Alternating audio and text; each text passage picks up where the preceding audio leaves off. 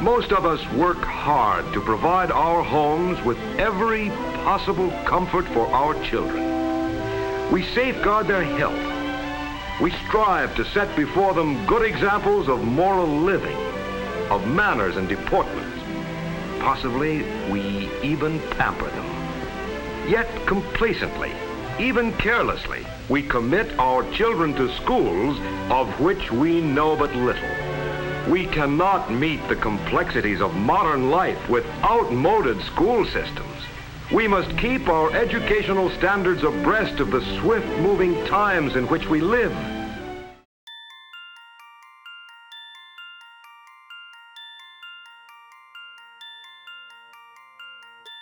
There's a saying in education that the pendulum will swing, and if you're patient enough, it will swing back. But I'm here to tell you that the pendulum has swung and it is not going back. If you look back in the 1950s where everyone ate at home every night, ate as a family, to the advent of McDonald's where you could have that 30-second meal, that I think propelled us to be that society that's more on the go. And as we look at learning, learning has to adapt to that, to the 30-second commercial, to the 28-minute TV show. We're looking at that and seeing how can we model how people learn today. It truly is a generation that has no concept of chalk and a chalkboard, and there's so many online resources that within a few years the actual textbooks are going to be obsolete because kids can find so many things online. And that's what we call really like personalized learning, is it's no longer one size fits all. It's everybody can learn at their pace and at their rate. I'm in a new school right now. And in third grade, we had to wait till home to research, or the teacher would have to research it for us. But now that we have the iPads, oh, it's better. Students now are consumers of content. They constantly have access to anything that they possibly want, and they expect that in their classroom education. They want access when it suits them, and so we've really learned to make it appealing, make it more digital and content-based, where they have access anywhere, anytime to their learning, because they don't just want to learn and consume content from 8 a.m. till 3 p.m. Before, during traditional classes, I just go up and ask the teacher, and now on my online classes or even by myself at home, I have the resources to go look up what I need to learn. When I was a student at Fraser High School, our classroom settings typically were students sitting in rows facing a whiteboard or a chalkboard, learning out of a textbook, teacher lecturing to us on a lesson, possibly working in groups, and even going down to the computer lab every now and then. Now, as I'm an employee in the district and I see classrooms on a daily basis, the learning environment has completely transformed. Students are working and collaborating together. They have personal one-to-one mobile devices in their hands at all times. They can instantly look up something that they're discussing in class. They can post a blog post into their classroom website, answer questions. The learning environments here in Fraser have dramatically changed. I use my smartphone or iPad at least 15 to 17 hours a day. I'm always on my phone, either checking Twitter, texting, doing something like that. And I felt like I was a lot more engaged when I had an iPad with me at all times, so I could be online and I can use it a lot more places than just doing my homework at school or only at home. The students now possess in their hands all the knowledge in the world, which has really freed things up because students can now look for their own content and they can truly try to own their own learning there. There are jobs out there that we don't even know about. Our kids that are going into the workforce are going to be creating their own jobs, quite frankly. And we have to give them the skills, make sure that they're critical thinkers, they're problem solvers, that they know how to collaborate, that we give them choices and they don't have to use just one particular method to get to that final product. I've done Weebly's and Prezzies on my iPad, and those are for projects done in hybrid astronomy and other classes like contemporary problems. It's a new world, it's a new day, and I think anybody who's been in the workforce, especially with the economy and the way that it's been, we realize that we have to be lifelong learners and we have to be at a place where kids can learn to relearn time and time again. And whether it's changing of careers or just upgrading skills within an existing career, that's our new day, that's our new reality. And as educators, we have the responsibility of preparing kids for that new world.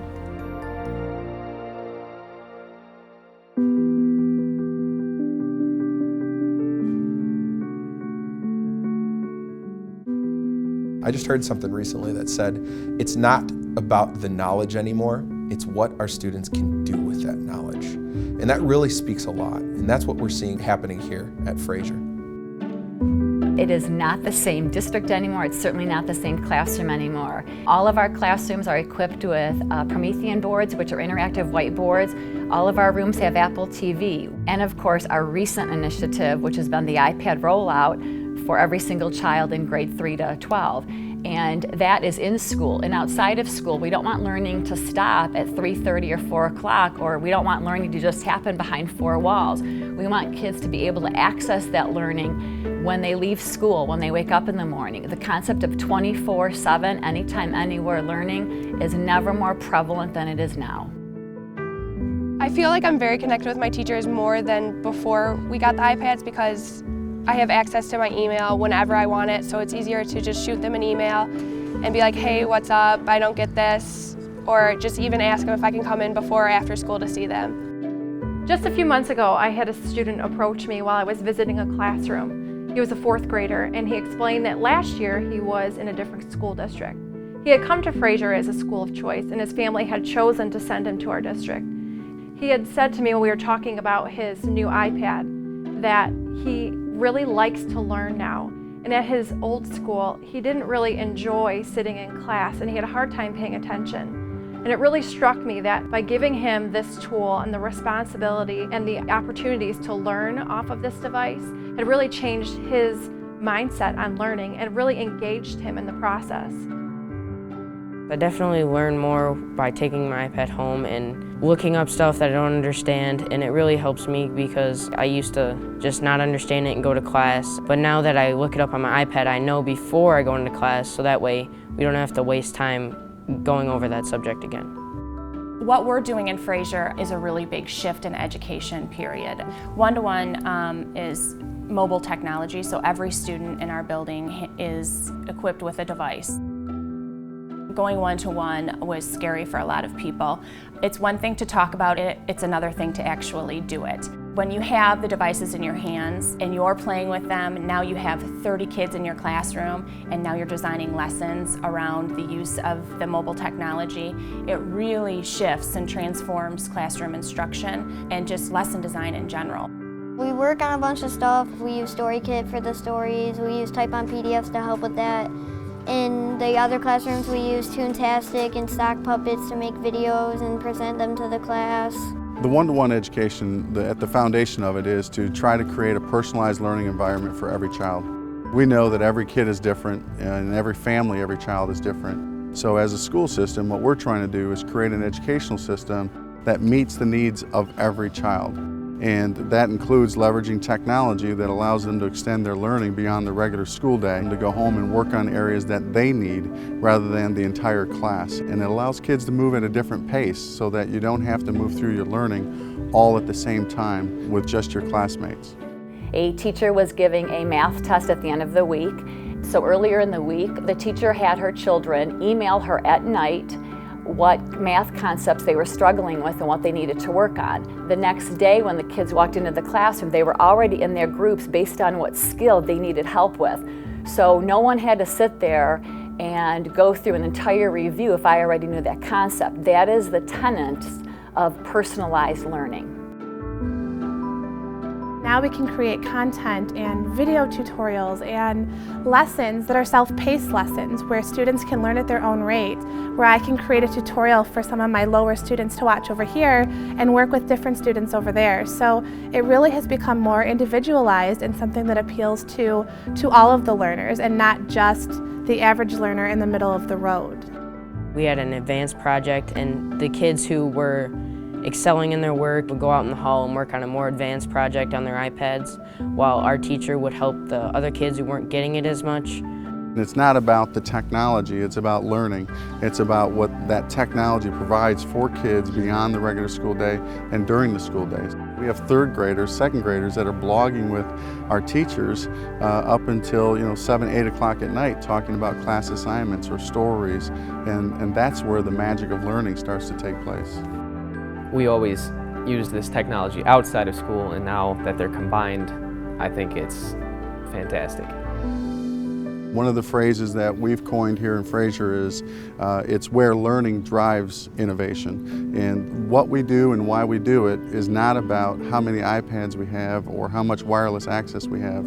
It's about, are we changing the way kids learn and are able to demonstrate what they've learned every day. So that is critical to the why of what we're doing within the school district.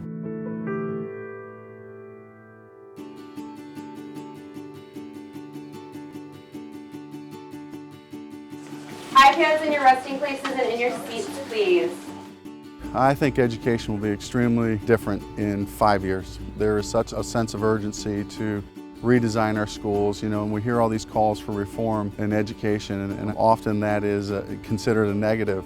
There are so many people out there talking about what we're not doing in public education, and we do just a really poor job of telling our story. The vast majority of what's going on in public education is great for kids, it's great for communities, and we need to talk about that. And at the same time, we need to be focused on what do we need to do to reflect on our current practices, where we're at, and where we need to go. In education now, if you're not willing to take a calculated risk, if you're not willing to learn from the outcomes of that risk, you're not going to be around in the future.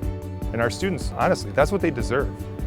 They deserve and have earned the right to have people that are willing to push that envelope to help take us from where we are now to where we need to be in the future. They're never going to go back to looking in a book for material. They aren't going to use phone books. They're not going to, it's all going to be at their fingertips. They need that knowledge. And that's what the workforce is going to use too. We did a project called an iSearch project, and we had to find a whole bunch of information about a certain character that we were given. And it was really fun. We got to go on a bunch of different apps and experiment which one would be the best. They need us to appeal to their likes and their way of life. This is not a fad. It's what they do day in and day out and who they are. And if we can bring our learning up to the way they normally function outside of the classroom, inside of the classroom needs to look like that too. It needs to be tailored to fit them, and with this technology we see them getting excited and really experimenting and becoming risk takers in a way that will help them become better learners and better creators of content. It's so important for the world to see the potential that our students have. It's so important for them to see what's ahead of us because it's the unknown. Many people have talked before about what the future looks like, and the future certainly is here. And that can be scary at times. And so preparing our students to face the future and say, I'm going to be okay because I have this type of knowledge and I can do many different things with this knowledge is what we're hoping for our students to be able to accomplish. Once we get older, we're going to start looking up stuff and researching. So with our iPad, we could start researching now so we know how to do it when we're in like middle school, 6th grade. Almost everyone has all the world's knowledge in their pocket, on their phone, or in a tablet, or on their computer. So we have to show students how they can learn with that material, because that's what the jobs are now. And they have to be able to learn how to create those jobs and to maintain them. We have to teach them the skills. It's more about the skills that they walk out of here with critical thinking skills, problem solving skills. What we talk about and what we embrace is the 21st century learning, and it's the skills that they're going to walk out those doors with. I feel like having the iPad and doing all the online learning really prepares me for college and other things I'll do in my future, because it forces me to learn different ways to learn instead of just always having to listen to a teacher and be taught one way. Now I know how to teach myself, how to really understand the things, and learn that I really have to do things on my own. It's not always going to be right there in front of me. I'm going to have to search a little bit and really know what I'm supposed to do. By sharing our story about what we're doing here in Fraser Public Schools, we hope to encourage other school districts to follow our lead. We want to encourage them to take these next steps. Though they may be risky, to put the needs of students first. It used to be if you had your cell phone out in class, it got taken away and you didn't see it again until the end of the day. But now we're encouraged to use the iPads and sometimes even our cell phones to complete tasks. Our revolution, our efforts come down to getting others to the table and all of us having a voice, whether it's at the local level or at the state and national level. It's not about the press and it's not about being better than our neighbor. It's about an emerging conversation that needs to take place, and so that's what's critical for us. You have an iPad. You have an iPad that actually works. We have nothing at home but an iPad, so we use it. Best answer ever.